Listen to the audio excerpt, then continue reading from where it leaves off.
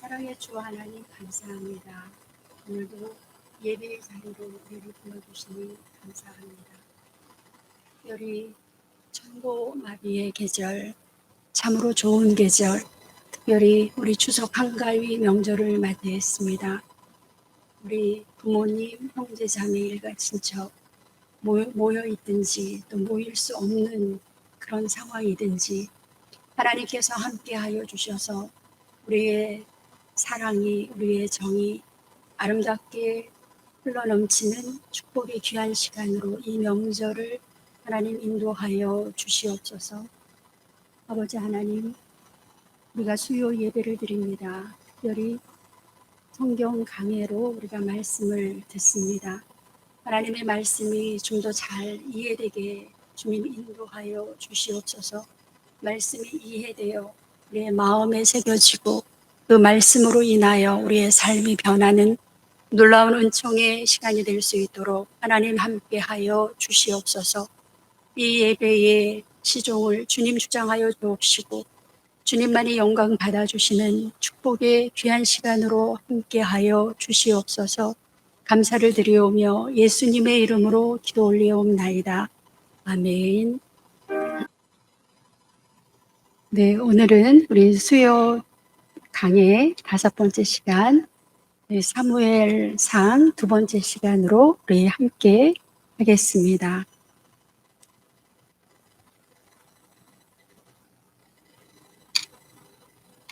네, 사무엘상 우리가 2번째 시간, 사무엘서 8장에서 31장까지 말씀을 우리가 같이 보시겠습니다. 8장에서 31장 하면은 사실은 굉장히 내용이 많지요. 그래서 우리가 전체적인 내용, 흐름을 우리가 파악할 수 있으면 그것으로서 사실은 다 하신 거예요. 오늘 2번째 사무엘상 2번째 시간의 전체적인 주제는 왕정의 시작입니다. 이스라엘 역사상 왕이 다스리던 시대가 없었는데 이제부터는 왕이 다스리는 왕정이 시작되었다. 그래서 우리가 사무엘상 8장부터는 왕정이 어떻게 시작되었는지 여러분이 그런 관점에서 말씀을 보시면 이해하기가 좋으실 것 같습니다. 이렇게 시작된 왕정이 앞으로 500년 동안 지속이 되거든요. 그래서 우리가 왕정 500년 이렇게 정리를 합니다. 우리가 이 왕정을 이해하실 때 우리 지난 시간에도 잠깐 말씀을 드렸지만 우리가 세상의 역사하고는 굉장히 다르다. 일반 역사책하고는 우리가 보는 관점이 다르다. 이렇게 말씀을 드렸습니다. 어떻게 다른가 하면 분명히 왕정이니까 왕이 있잖아요. 근데 그 왕을 견제하는 선지자라고 하는 특별한 사람들이 나타납니다. 그래서 이 왕과 선지자가 어떨 때는 굉장히 분위기가 좋게 서로 협력을 해서 나라를 세워나가고 또 어떨 때는 정말 심각하게 대립을 하는, 그래서 이 왕과 선지자가 어떻게 협력을 하고 대립을 하는지 우리가 그런 관점에서 성경을 보시면 일반 역사에서 왕 중심의 그런 역사가 아닌 이 왕과 선지자의 그런 관계에서 말씀을 보시면 훨씬 더 이해가 잘 된다고 하겠습니다. 하나님께서는 이스라엘 백성을 그 가나안 땅으로 가게 하셨을 때 원하셨던 그런 나라의 모습이 제사장 나라의 사명을 감당하는 그런 민족이 되기를 원했지만 이스라엘 백성이 가나안 땅에 가서는 다른 나라들처럼 왕을 세워달라고 왕이 통치하는 그런 그 정치 체제를 요구를 했습니다. 그래서 하나님께서 이제 어쩔 수 없이 왕을 세워 주시기는 하시지만 이스라엘 민족이 너무 하나님의 말씀으로부터 멀어졌을 때 이 왕과 선지자들은 하나님이 원래 만들고 싶어 하셨던 제사장 나라라고 하는 관점에서 왕이 제사장 나라를 잘 만들어 가고 있으면 협력을 하고, 왕이 제사장 나라가 아니라 일반 세계 역사처럼 제국으로 아니면 권력을 자기 혼자만, 그러니까 권력을 사유하는 이제 그런 모습이 보여졌을 때는 심각하게 대립을 하는. 그래서 한마디로 다시 한번 정리를 하면 이 왕정 500년의 역사는 왕과 선지자들이 어떤 기준을 두고, 그러니까 제사장 나라를 두고 대립도 하고 때로는 협력도 하는 이제 그런 분위기로 그렇게 살펴보시면 되겠습니다. 이제부터는 우리가 사무엘상하, 열왕기상하를 성경 안에 나와 있는 역사서라고 부르는데요. 역사서가 또 한 번 반복되는 부분이 있습니다. 그게 바로 역대기인데요. 그래서 같은 본문, 같은 내용을 갖고 있는 본문이에요. 우리가 지금 보시는 사무엘상 9장부터 31장의 같은 내용이 역대상 1장에서 10장까지 이루어집니다. 그래서 나는 좀 더 성경을 꼼꼼하게 읽고 싶다. 그러시면 사무엘상 9장에서 31장을 먼저 읽으시고 역대상 1장에서 10장을 읽으시면 성경이 잘 이해된다고 하겠습니다. 또 지금부터는 다윗이 이제 등장을 하는데, 저 역사 속에서 어떤 환경 속에서 다윗이 시를 하나님한테 기도를 드리죠. 그래서 오늘 본문에 해당되는 그런 상황에서 다윗이 하나님한테 고백한 시의 내용이 지금 저기 7편이 나오지요. 34편, 52편 등등 해서 7편이 나옵니다. 근데 저희가 이 시간에는 저렇게 비교하면서 본문을 한번 상황을 보고 또 그때 지었던 이 시 이렇게 우리가 이제 사실 읽어보면 정말 다윗의 시가 이렇게 살아서 와, 정말 굉장한 감동을 주는데 그렇게까지 자세하게 할 시간이 없어요. 그래서 참고 자료로 드립니다. 우리가 사무엘상 19장을 읽으신 다음에 그 분위기, 그 상황에서 다윗이 시편 59편을 노래했어요. 그러니까 시편도 그냥 59편, 뭐 60편, 61편 이렇게 그 역사적인 배경 고려 없이 막 읽는 거, 그것도 물론 좋지만 이렇게 그 역사적인 상황을 아시고 그 시편을 읽으시면 그 시편 다윗이 어떤 심정으로 저런 기도를 아니면 저런 노래를 했는지 이제 이게 여러분의 가슴속에 더 생생하게 다가올 것 같습니다. 그래서 저 자료는 그냥 이렇게 보여만 드리고 여러분이 집에서 그렇게 묵상을 해주시면 참 좋을 것 같습니다. 네, 오늘의 이제 우리가 8장부터 31장까지. 예, 일단 여러분들은 색깔이 4개구나. 이것만 일단 분위기 파악을 하셔도 될 것 같아요. 그 왕정이 시작이 된다고 하는데 어떻게 시작이 됐을까? 우리 첫 번째, 이스라엘 백성들이 왕을 요구하지요. 그래서 두 번째는 하나님이 사울을 왕으로 세워주십니다. 그런데 왜 사울이 하나님으로부터 버림을 받았을까? 그 다음 단락이 사울이 버림을 받으면서 하나님이 또 다른 사람, 다윗을 예선하십니다. 그런데 다윗이 예선이 된 다음에도 계속 사울 왕에게 쫓겨다니는 도피 생활을 하죠. 그리고 나서 다윗이 이제 다른 나라로 망명을 하고 사울이 죽는. 그래서 크게 4개의 주제가 있다. 아까 우리가 사무엘 그 상 8장에서 31장은 전체적인 주제가 뭐라 그랬죠? 왕정이 시작됐다. 이제 그 주제를 가지고 우리가 머릿속에 좀 정리를 하면 이스라엘 백성들이 왕을 요구했구나. 그래서 먼저 선택받은 사람이 사울이고 이제 그 다음에 다윗이고 다윗은 끝내 망명할 수밖에 없었고 사울은 이제 죽게 되는 이 이야기가 우리가 오늘 하는 이야기의 전부예요. 쉬우시죠?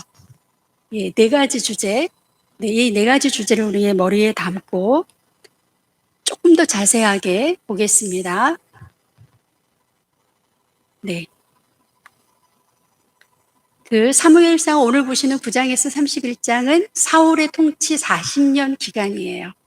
사실상 주인공은 사울입니다. 사울이 이스라엘의 왕으로 40년 동안 통치를 어떻게 했는지 우리가 저기를 보면 잘 알 수가 있습니다. 그런데 그 임명권자라고 하는 그런 관점에서 우리가 봐야 되는데요. 하나님으로부터 사울이 먼저 임명이 됐잖아요, 왕으로. 그 다음에 뒤를 이어서 다윗이 임명이 됐습니다. 우리가 이제 임명됐다라고 하면 당연히 누가 임명을 했는가? 임명한 사람이 바로 하나님이라는 거죠. 그러니까 내가 하겠습니다. 아니면 나는 자격이 있습니다. 나는 하늘에서 이렇게 뚝 떨어져서 왕이 됐습니다. 이런 거 아니잖아요. 하나님으로부터 임명을 받았습니다. 그러면 무엇을 위해서 임명을 받았는지, 또 하나님이 나에게 뭘 요구하시는지 그 내용을 분명히 알아야 임명한 사람의 의도에 따라서 이제 임명받은 사람이 어떤 일을 해야 되는지 우리가 방향을 잡을 수가 있습니다. 그 실체와 내용은 하나님이 그 임명한 사람이 하나님의 법, 율법을 얼마나 잘 지키는가라고 하는 기준에 있다고 하겠습니다. 그래서 임명권자, 하나님이 사울도 임명하고 다윗도 임명하니 했잖아요.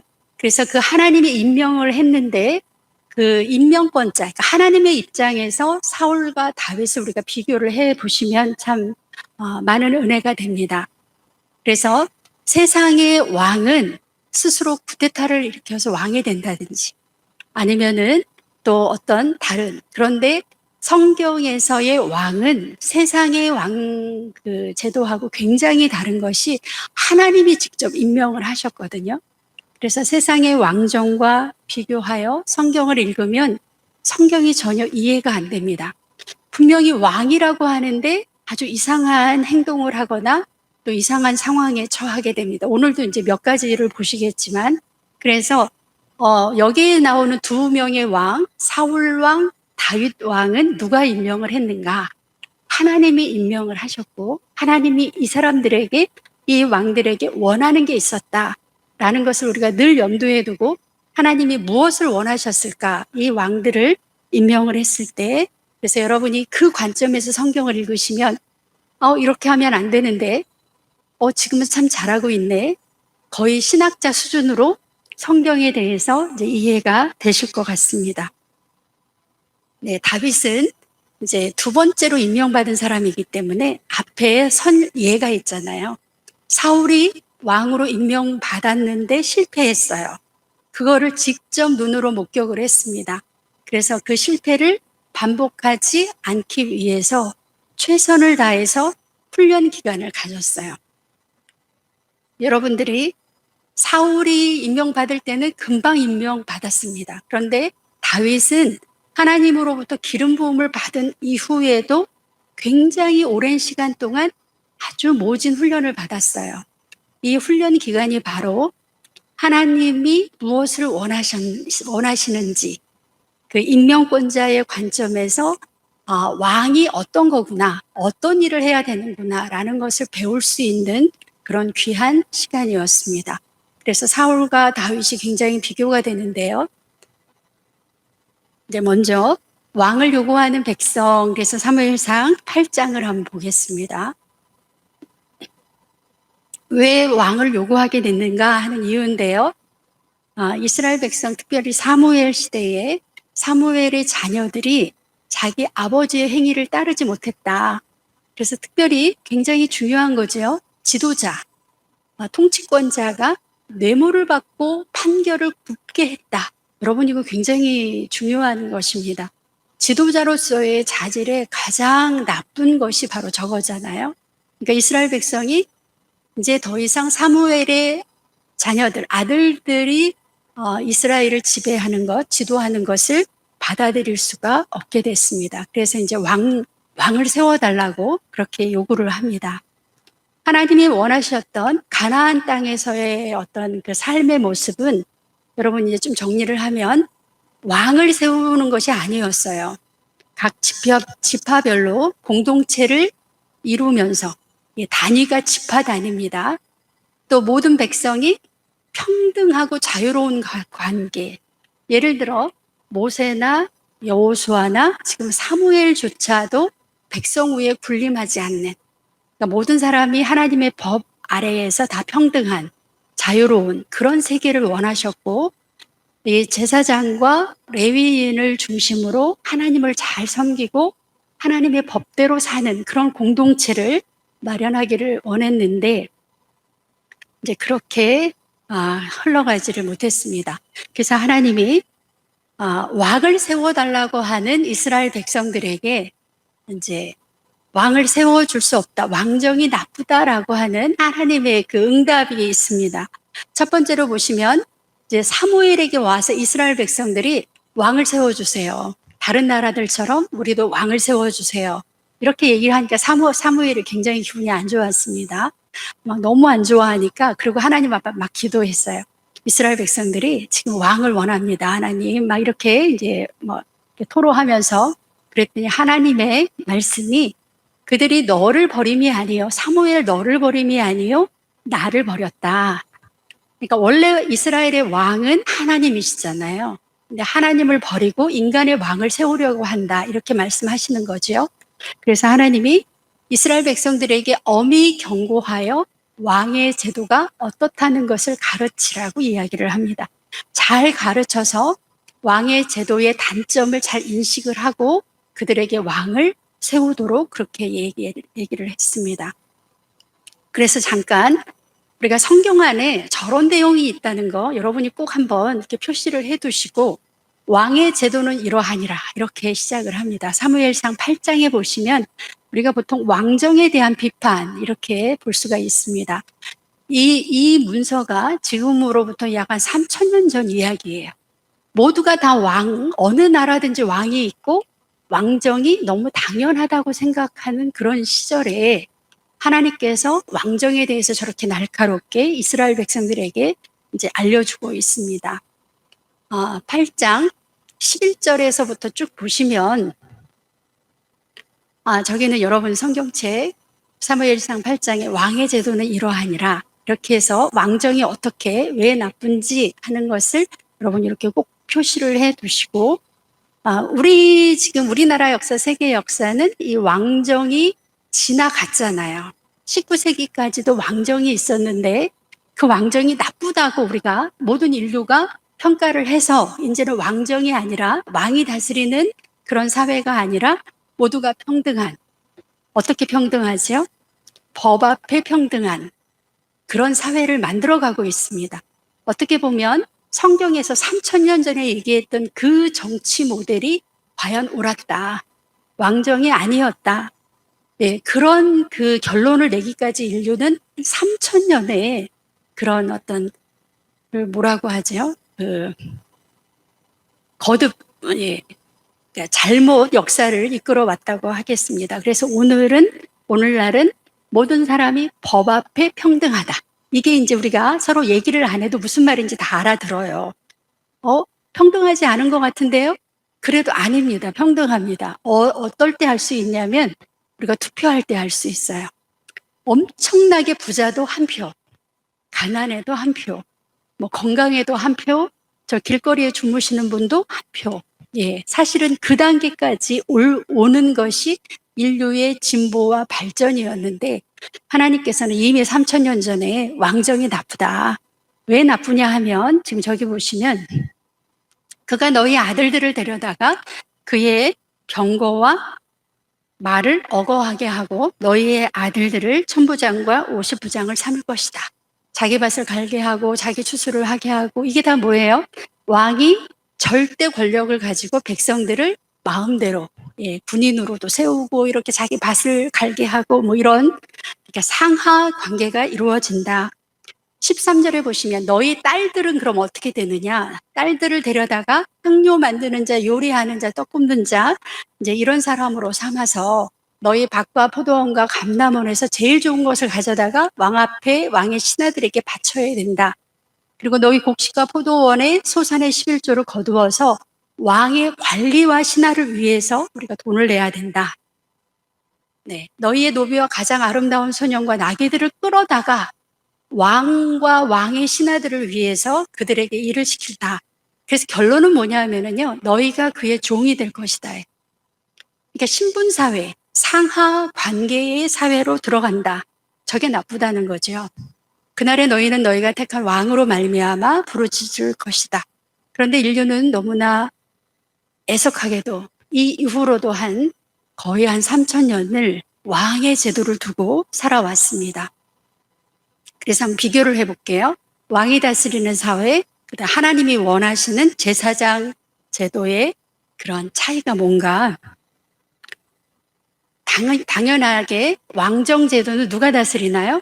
왕이 다스리죠. 그런데 제사장 제도는 하나님이 다스려요.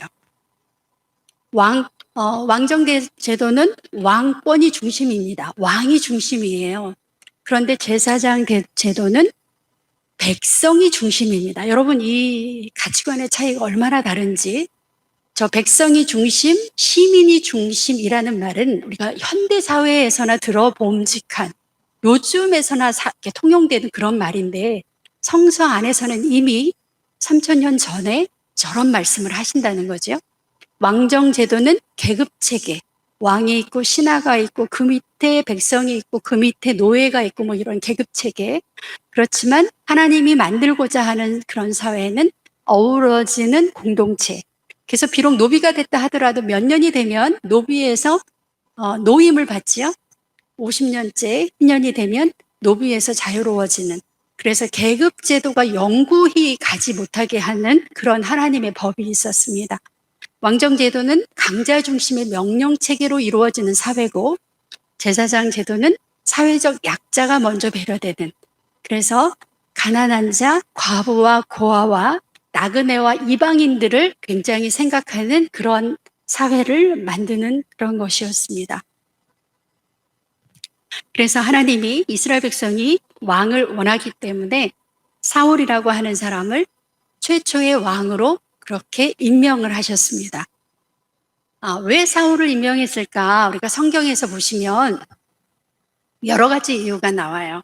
하나님이 사울 왕을 세우실 때에 사울의 나름대로의 자질 또는 장점이 성경에 많이 나와 있습니다.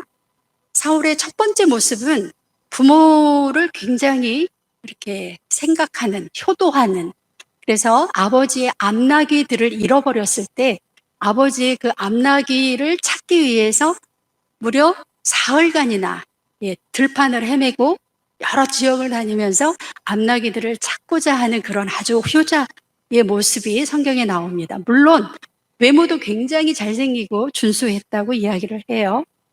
그 다음에 또 하나는 하나님의 사람 사무엘하고 어떻게 이제 아버지의 저 암나귀를 찾기 위해서 막 헤매다가 사무엘을 만나게 되는데, 사무엘하고 여러 가지 많은 이야기를 하다가 사무엘이 이 사울 왕에게, 그때 왕이 아니죠, 기름을 부었어요. 그 말은 너가 장차 우리나라 왕이 된다 이 말이잖아요. 근데 그렇게 기름 부음을 받고 나서 여기 한번 볼게요. 하나님의 사람 사무엘 앞에서 예의를 갖출 줄 아는 사람, 사무엘이 말한 나라의 말을 말하지 않는 신중함이 있었습니다.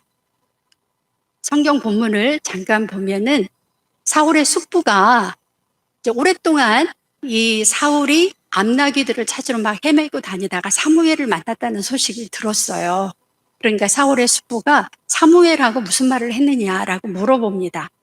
그런데 16절에 보니까 사울이 숙부에게 이제 말을 하는데 암나귀들을 찾았다고 사무엘이 말하더이다. 그러니까 이제 미리 알려줬지요. 그리고 성경에 저렇게 나와 있어요. 사무엘이 말하던 나라의 말은 말하지 아니하니라.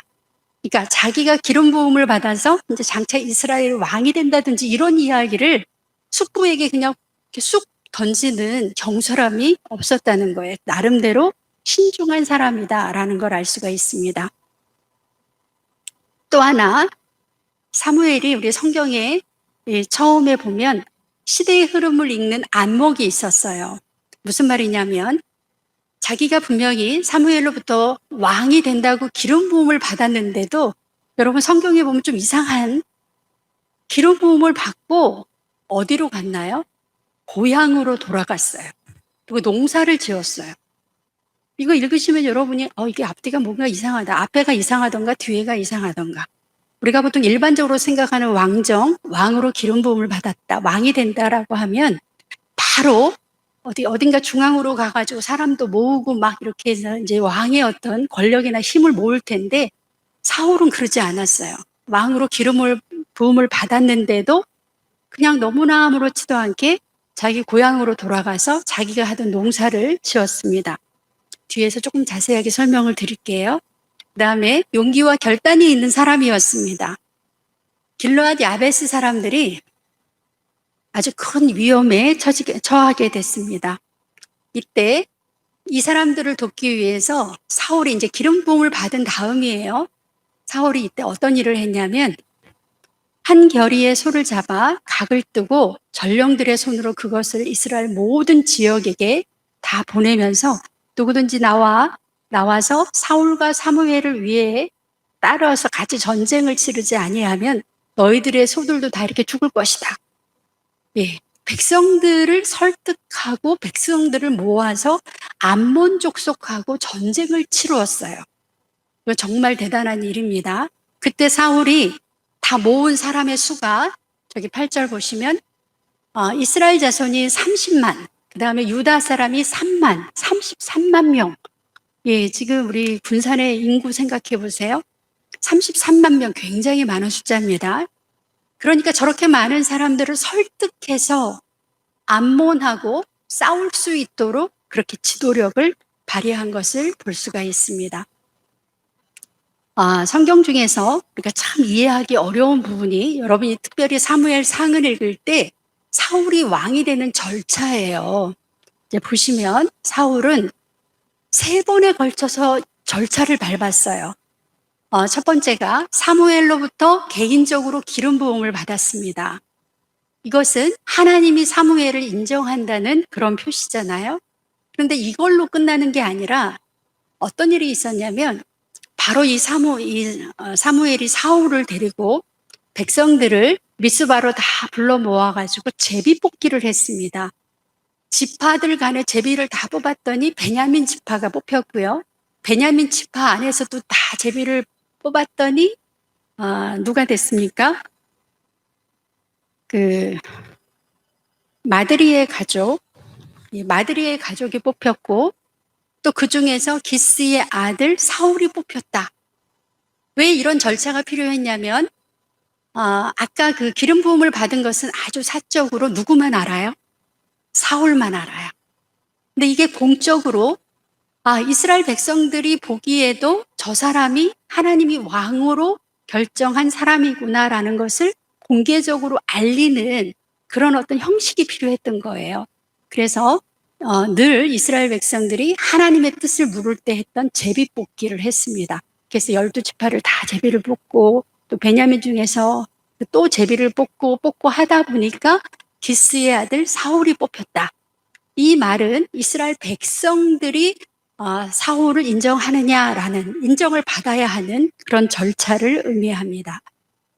세 번째는 아까 조금 전에 이야기했던 암몬과의 전쟁에서 아까 33만 명이나 모았잖아요. 그래서 이제 암몬과의 전쟁에서 엄청 대승을 했습니다.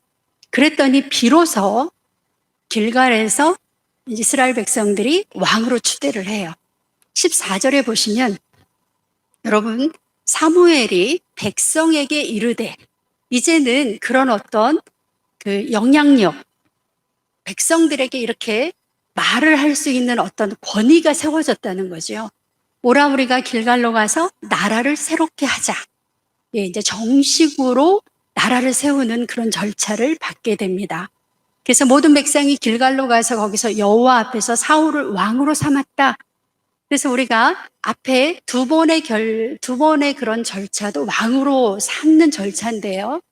이렇게 다시 전쟁에서 이기는, 그러니까 전쟁을 이렇게 승리로 이끈 이 사울을 드디어 이스라엘 백성들이 왕이다. 당신이 정말 왕이네. 그러면서 이제 왕으로 정식 추대하는 이제 그런 과정이 나와 있습니다. 왜 이러한 복잡한 절차가 필요했을까? 여러분 보시면 이제 왕정이라는 게 막 시작이 돼요. 근데 원래 이스라엘 사람들은 이스라엘이라는 나라는 왕정이 익숙하지 않은, 그래서 하나님의 방법, 제사장 나라에서 이루어졌던 그런 방법도 실행이 돼야 되고, 또 왕정에서 요구하는 왕에게 요구되는 가장 중요한 자질이 뭐예요? 전쟁을 승리로 이끄는 거예요. 그래서 그 세 가지 모두가 다 필요했기 때문에 저렇게 3번에 걸쳐서 왕이 되는 절차를 밟게 됩니다. 그래서 사울 통치, 이 사울의 초기 통치의 장점, 아까 잠깐 말씀드렸죠. 아직 준비가 안 된 이스라엘 민족들, 이스라엘 백성들을 막 다구쳐서 내가 왕이야. 나를 따라야 돼. 다른 나라 왕들도 봐. 이렇게 하지. 막 이러면서 백성들을 다구치지 않았어요. 그러니까 무슨 말씀이냐면 중앙 집권화를 서두르지 않았어요. 자기가 왕이 됐는데도 제비뽑기를 해서 왕으로 뽑혔는데도 어떻게 했다 그랬어요? 그냥 자기 고향으로 돌아가서 농사지었어요. 자, 천천히 절차를 백성들의 마음이 움직일 때까지 기다렸어요. 그리고 중앙 이 집권 과정에서 사울을 싫어하는, 사울의 왕권을 인정하지 않는 사람들을 무자비하게 죽이지 않았습니다. 그래서 초기 사울은 세심하게 백성을 배려할 줄 아는 사람이었어요. 사울 왕이 등극을 했을 때 저 사람이 왜 우리 왕이야? 어느 날 갑자기 막 제비뽑기에서 뽑혀가지고 어제는 너나 나나 똑같았는데 갑자기 왕이 됐잖아요. 그러니까 언짢아한 일부 사람들이 당신이 어떻게 우리의 왕이냐고 그렇게 막 이제 다그쳤던 적이 있습니다. 그랬을 때 사울의 측근들은 뭐라 그랬냐면, 보세요. 백성이 사무엘에게 이르되 사울이 어찌 우리를 다스리겠느냐? 한 자가 누구냐? 그들을 끌어내서 우리가 죽이겠다. 저 이야기는 암몬 족속하고 이긴 다음의 이야기입니다. 봐라, 사울이 이렇게 정말 왕이 자격을 갖추었는데 그때 제비뽑기 했을 때 그때 그 사울을 알아보지 못하고 죽이려고 했던 그 사람들 다 끌어내서 우리가 죽이겠다. 이렇게 살벌한 분위기를 연출을 했습니다. 이럴 때 사울이 뭐라고 했냐면 그 측근들을 다독였어요. 사울이 이르되 이날에는 사람을 죽이지 못하리니. 그래서 자기에게 반대했던 사람들조차도 이 사울이 다 품고 가는 그런 모습을 볼 수가 있었습니다. 그런데 이렇게 나름 멋있는 사울이 왜 이렇게 이상하게 변해버렸을까? 한번 그 부분을 같이 보시겠습니다. 성경에서는요, 사울이 이제 왕이 되고 나서, 정식 왕이 되고 나서 실패의 과정이 굉장히 자세하게 나와요. 저기도 사실은 본문을 다 읽어가면서 우리가 보면 너무 잘 이해가 되는데 저희는 이제 전체 통으로 흐름을 보기 때문에 여러분들한테 과제로 저렇게 남기겠습니다. 하나님의 명령을 불순종했어요. 블레셋과의 전쟁에서 사무엘 없이 왕이니까 다른 나라 왕도 다 그렇게 하니까 뭐 사무엘쯤이야 하고 무시하고 제사장 무시하고 번제를 자기가 드려버렸습니다. 또 아말렉 족속하고 전쟁을 했을 때 하나님이 다 진멸하라고 분명하게 말씀을 하셨는데 자기 생각에 좋은 거, 탐나는 거 그것은 옆으로 빼돌리고 시시한 것들만 다 진멸했어요. 재물에 대해서도 이제는 하나님의 명령을 지키지 않고 자기가 이렇게 따로 챙기는, 또 그 다음에 보시면 내가 잘못했는데도 하나님 나를 좀 높여주세요. 이렇게 하나님보다는 사람들을 의식하고 자기가 높아지기를 원하는 사울의 모습을, 마지막에는 엔돌의 신접한 여인을 찾아가는 아주 미신이라든지 이런 신접한 여인과 교류하는 그런 사울의 모습을 볼 수 있습니다. 사무엘상 13장, 15장, 28장 여러분이 잘 읽어보시면 사울이 왜 버림을 받을 수밖에 없었는지 알 수가 있어요. 그러니까 잠깐 한 예를 보겠습니다. 아까 아말렉과의 전쟁에서 어떻게 했냐면 사울과 이스라엘 백성들이 다 진멸하라고 했는데 잘 보세요. 모든 좋은 것은 남기고 진멸하지 않고 가치 없고 하찮은 것만 진멸했습니다. 그러니까 하나님의 말씀을 그냥 아주 우습게 생각하는 거죠. 그랬더니 하나님이 10절, 11절에 내가 사울을 왕으로 세운 것을 후회한다. 내 명령을 행하지 아니하는구나. 이렇게 후회를 하셨습니다. 하나님의 법을, 하나님의 말씀을 이렇게 하찮게 지켜도 되고 안 지켜도 되고 이 정도로 생각을 하는 사울의 모습을 볼 수가 있습니다. 그래서 하나님이 내가 다른 사람을 세워야 되겠다라는 생각을 하시게 됩니다. 아까 나를 높여달라고 자기를 높이는 사울의 모습을 보셨는데요. 저는 사무엘상 15장 30절이 결정적이라고 생각을 합니다. 이게 이제 그 아까 아말렉과의 전쟁에서 잘못했다고 이제 사무엘이 와서 지적을 했어요. 그랬더니 사울이 이제 수긍을 합니다. 아, 내가 잘못했어요. 라는 거지요. 저 이게 말을 한번 보세요. 사울이 이르되 내가 범죄하였을지라도 그러니까 잘못했다는 거예요. 그런데 잘못을 알았으면 회개를 한다든지 하나님한테로 가야 되잖아요. 그런데 이제 사무엘에게 하는 말입니다. 이제 청하옵나니 내 백성의 장로들 앞과 이스라엘 앞에서, 그러니까 지도자격인 장로님들 또 일반 백성들, 이스라엘 백성들 앞에서 누구를 높여요? 나를 높이사 나와 함께 돌아가서 내가 당신의 하나님 여호와께 경배할 수 있도록 제사 지낼 수 있도록. 그러니까 내가 잘못한 것은 이거 잘못하긴 했는데 나중에 이 문제는 나중에 어떻게 하고 지금 당장 백성들이 나를 쳐다보고 있는데 백성의 장로들이 나를 보고 있는데 나를 좀 높여주세요. 이렇게 얘기를 하는 거예요. 더 이상 하나님의 면전 앞에서, 하나님 앞에서라는 그런 개념이 없습니다. 누구만 의식해요? 백성의 장로들, 이스라엘 그 백성들, 그러니까 사람만 의식하는 그런 사울의 모습을 볼 수가 있습니다. 그래서 하나님이 사울을 선택한 것을 내가 후회한다 라고 말씀을 하셨습니다. 네, 왕으로 예선된 다윗을 보겠습니다. 그 하나님께서 다윗이라는 사람을 이제 선택을 하시는데요. 사무엘에게 다시 말씀을 하십니다. 내가 이미 사울을 버려 이스라엘 왕이 되지 못하게 하였거늘 내가 그를 위해서 언제까지 슬퍼하겠느냐.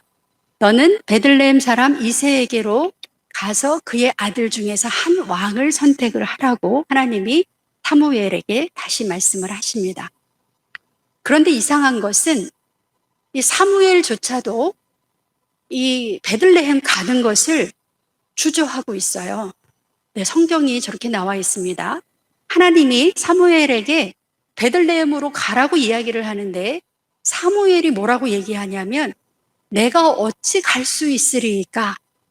사울이 들으면 나를 죽이리이다.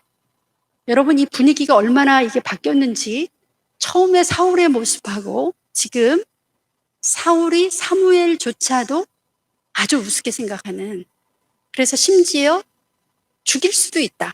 사울이 나를 죽일 수 있다라고 하는 공포감에 이렇게 쌓여있는 사무엘의 모습을 볼 수가 있습니다. 그래서 하나님이 암송아지를 끌고 가서 제사 드린다고 해라. 저렇게 말을 할 정도로 사울이 무서운 존재가 됐습니다. 또 사무엘이 베들레헴 가기를 주저한 두 번째 이유는 사울이 자신의 권력을 지키기 위해서 자신에게 기름을 부었던, 어찌 보면 자신의 스승인 사무엘조차도 가차없이 죽일 수 있는 이제 그런 사람이 됐다는 것을 알 수가 있지요. 사울이 하나님이 주신 왕이라는 권력을 누구만을 위해서 지금 사용하고 있습니까? 자신만을 위해서 사용하고 있습니다. 성읍의 장로들도 사무엘을 보고 굉장히 무서워했어요. 왜냐하면 보세요. 사무엘이 이제 베들레헴으로 갔잖아요. 베들레헴에 있는 장로님들이 사무엘을 맞이하는데 반갑게 맞이한 게 아니라 막 떨면서 두려운 거죠. 무서운 거죠. 어떻게 오셨냐고. 누구에 대한, 사울에 대한 굉장한 두려움과 공포심이, 그러니까 사무엘을 비롯해서 그 모든 나라 안에 그렇게 깔려 있는 것을 볼 수가 있습니다. 사무엘을 감찰한다든지 사울의 무서운 공안 정치. 네, 이게 바로 왕정이지요. 우리가 세상에서 볼 수 있는 왕정. 왕이면 뭐든지 다 할 수 있어요. 사람을 죽일 수도 있고 자기 마음대로 뭐 어디를 어떻게 할 수도 있고, 드디어 사울이 세상에서 말하는 왕의 모습처럼 변해 버렸습니다.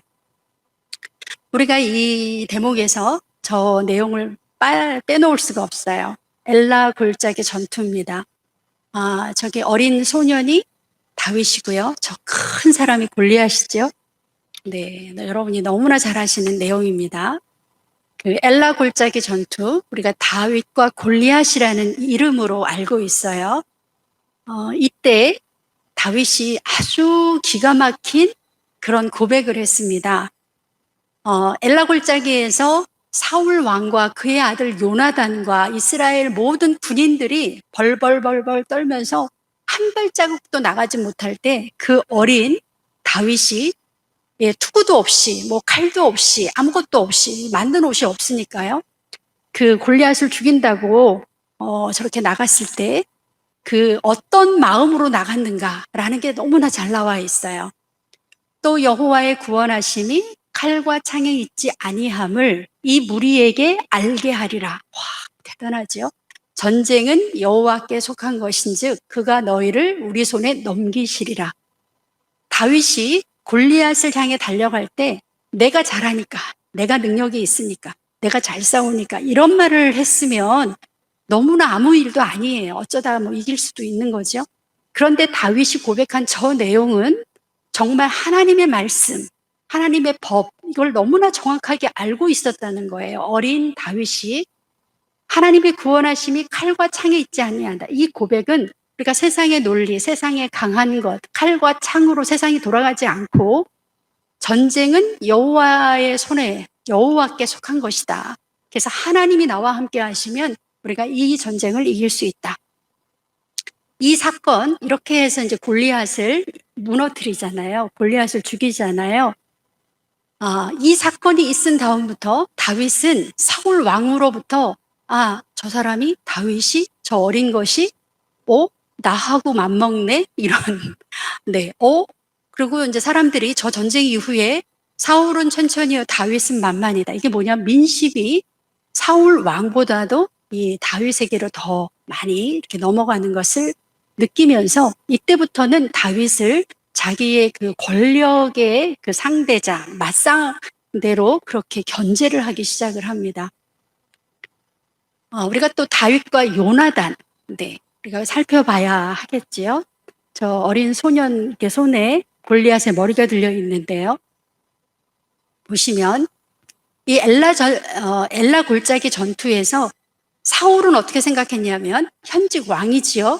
다윗이 나하고 경쟁자요. 내가 견제해야 되나 보다. 이런 정도의 생각을 했습니다. 그런데 그 사울의 아들이었던 요나단은 전혀 다른 생각을 했어요. 다윗이 얼마나 하나님을 사랑하는지, 아까 그 전쟁은 하나님께 속했다. 칼과 창에 있지 않다. 뭐 이런 다윗이 하나님에 대한 열정과 사랑이 어느 정도 되는지를 발견했어요. 요나단이. 또 하나님이 얼마나 다윗을 사랑하는지 알게 됐습니다. 자기는 어떻게 하고 있었어요? 그 자리에 40일이 넘도록 그렇게 골리앗이 놀려대고 막 비아냥거리고 그래도 자기는 한 발자국도 골리앗 앞에 못 나갔잖아요. 사실은 사울 왕이 못 나가면 누가 나가야 돼요? 그의 왕자였던 요나단이 나가야 되는데 자기는 못했거든요. 그래서 저 다윗을 보면서 저 사람이 정말 하나님이 선택한 왕감이구나 라는 걸 알게 됩니다. 그래서 요나단이 다윗을 자기 생명같이 사랑했다. 이게 뭐 어떤 다른 이상한 사랑이 아니고요. 그 사람의 능력과 그 사람의 믿음과 신앙을 그대로 인정한 그런 사랑입니다. 그래서 다윗의 왕권을 다윗이 왕이 돼야 되겠구나 하는 것을 요나단이 이제 느끼게 됩니다. 그래서 요나단하고 다윗하고의 언약이 맺혀져요. 보시면 요나단은 다윗을 자기 생명같이 사랑하여 더불어 언약을 맺었다. 여러분, 남자와 남자끼리 무슨 언약을 맺습니까? 우리가 보통 언약하면 결혼식 뭐 이렇게 반지 주고받고 그런 언약이 아니잖아요. 여기에서 언약은 나는 요나단, 나는 왕자지만 내가 왕위에 오르지 않겠다. 나 대신 누가 올라가라? 너가 올라가라. 이런 언약입니다. 어떻게 알 수 있냐면 요나단이 자기가 입었던 겉옷을 벗어주고 누구에게? 다윗에게. 자기의 군복과 칼과 활과 띠도 다 다윗에게 줬다. 전쟁 다 끝났는데 왜 줍니까? 저것의 의미는 겉옷이라는 것은 여러분 옛날 전쟁에 보시면 저 사람이 리더다, 저 사람이 장군이다, 아니면 왕이다라는 걸 뭐로 알 수 있어요? 겉옷이 굉장히 화려하고 겉옷이 이렇게 딱 표시가 나잖아요. 자기의 그 왕자로서의 후계자의 그런 권한을 다윗에게 넘겨주는 거예요. 네, 이런 사진이 나와 있더라고요. 그래서 요나단이 다윗에게 너가 왕이야. 너가 이 나라를 잘 다스려 주게나 뭐 이러면서 이제 그 모든 권한을 자기들끼리 넘기는 거죠. 저런 언약을 맺었습니다. 네, 이렇게 되고 나니까 다윗은 이제 더 이상 사울의 그 좋은 사윗감으로서 있을 수가 없었습니다. 다윗이 사울을 피해서 여러 장소로 저렇게 도망을 다녀요.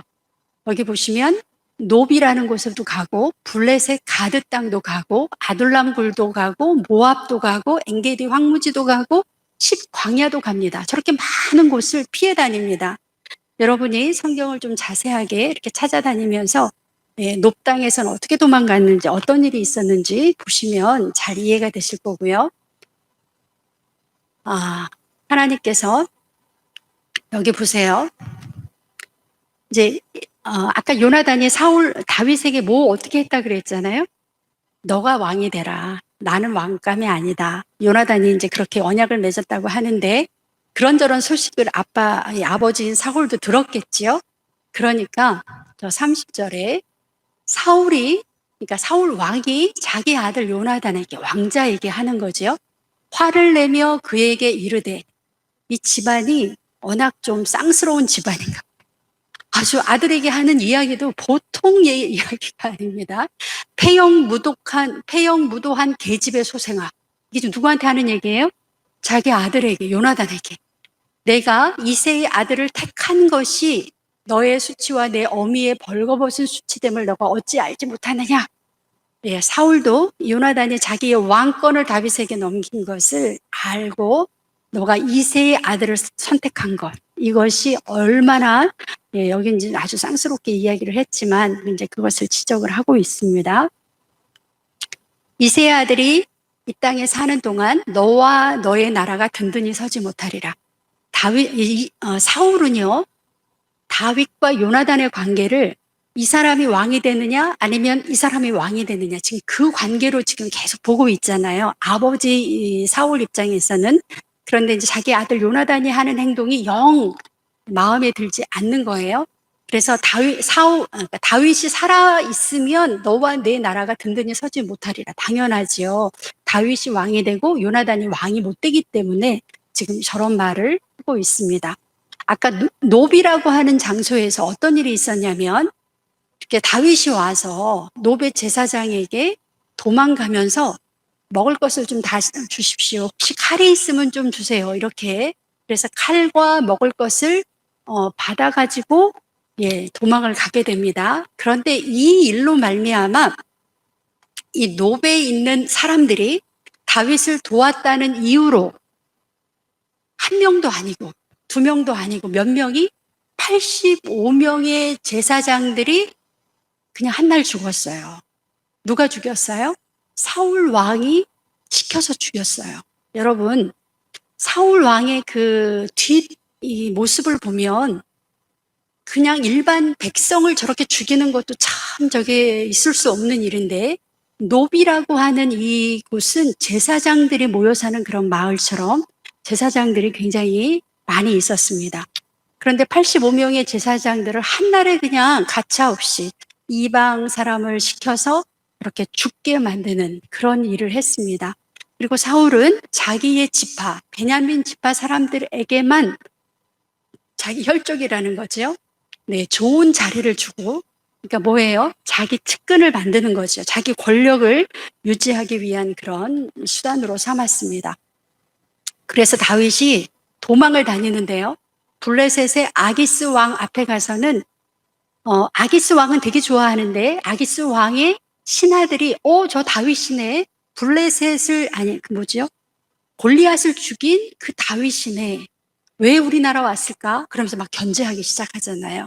그러니까 다윗이 여기서 내가 잘못하면 죽어나가겠구나 판단을 하고 다윗이 그 아기스 왕 앞에서 그 행동을 변하여 미친 채 하고 대문짝에 그적거리며 침을 수염에 흘렸다. 얼마나 상황이 긴박했으면 내가 죽을 수도 있구나. 이방 땅에 블레셋 땅에 와서 죽을 수도 있구나라는 심각한 상황에서 미친 척을 하는데요. 여러분 하여튼 우리가 미친 척 해야 되는 상황이 벌어졌다 하시면 어떻게 하시겠어요? 예, 정말 대문짝에 그러니까 저렇게 큰 어떤 문에 얼굴을 막 대서 막 그적거리면서 막 옆으로 침을 흘리면서 완전히 이제 미친 사람처럼 그렇게 행동을 해서 부사일생으로 살아나는. 그래서 다윗의 도피 여정이 얼마나 힘들었나 하는 것을 알 수가 있습니다.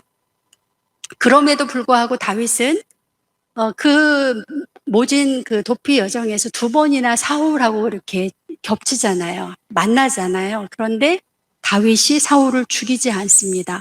그의 옷자락을 베기만 했는데도 다윗이 마음이 찔렸다. 왜냐하면 그는 여호와의 기름 부음을 받은 자다. 그래서 그를 내가 내 손으로 죽일 수 없다라고 하는 고백을 합니다. 다윗이 그렇게 고생을 하면서도 하나님이 기름을 부었다라고 하는, 임명하셨다라고 하는 것을 끝까지 존중하고 끝까지 배려하는 다윗의 모습을 볼 수가 있습니다. 다윗이 이렇게 망명 생활을 하는 동안 사울 왕은 어떻게 됐느냐? 블레셋과의 전투에서 여러분 31장이 마지막이에요. 사무엘상은 31장입니다. 마지막 장에 사울 왕이 죽는 모습이 나와요. 블레셋과의 전투에서 이제 마지막으로 내가 이길 수 없고 블레셋 군인들에게 죽게 된 상황이 됐습니다. 그랬더니 자기 옆에 자기가 수종 드는 사람이잖아요. 자기 옆에 같이 다니는 그런 지금으로 말하면 그런 사람한테 무기를 든 자에게 너의 칼을 빼어서 그것으로 나를 찔러다오. 할례 받지 못한 사람들, 블레셋 사람들이 나를 죽이면 내가 모독을 받을까 두렵다. 그렇게 말을 하는데 이 옆에 무기 든 사람, 자기의 신하가 그 왕을 죽이는 것이 너무나 이게 무섭잖아요. 그러니까 그냥 바들바들 떨면서 못하고 있어요. 그러니까 사울이 자기 칼을 뽑아서 그 위에 엎드려졌다. 그러니까 자살을 해서 죽게 됩니다. 사울의 최후가 저렇게 마무리되었습니다. 그의 세 아들은 또 어떻게, 요나단과 함께 그 나머지 세 아들은 어떻게 됐는지, 그날, 사울 왕이 스스로 자결하던 그날, 6절에 보시면, 사울과 그의 세 아들과 무기를 든 자와 그의 모든 사람이 다 그날에 함께 이 전쟁터에서 죽었더라. 그래서 사울이 그렇게 지키고 싶어 했고, 자기 아들 요나단에게 왕위를 물려주고 싶어 했던 그 많은 노력들이 그냥 그 블레셋과의 전투에서 한날 수포로 돌아가는 것을 우리가 볼 수가 있습니다. 이렇게 사울 왕이 죽었어요. 사울 왕이 죽었다는 소식을 여러분 길르앗 야베스 주민들이 들었습니다. 길르앗 야베스 주민들은 사울이 처음에 왕이 될 때 길르앗 야베스 주민들이 암몬 사람들에게 위험을 당하자 한 겨리의 소를 각을 떠서 이렇게 여러 사람한테 줘서 33만 명을 모아가지고 길르앗 야베스 주민들을 도와줬잖아요. 잊지 않고 40년이 지난 후에도 길르앗 야베스 사람들이 밤새도록 달려가서 사울의 시체가 걸려있는 목이 베어서 시체를 벳산 성벽에다 이렇게 사람들 보라고 이스라엘의 왕이 이렇게 죽었다고 성벽에다 걸어놨는데 그것을 내려가지고 자기 고향까지 가지고 가서 불살라서 정식으로 장사를 지내줬다.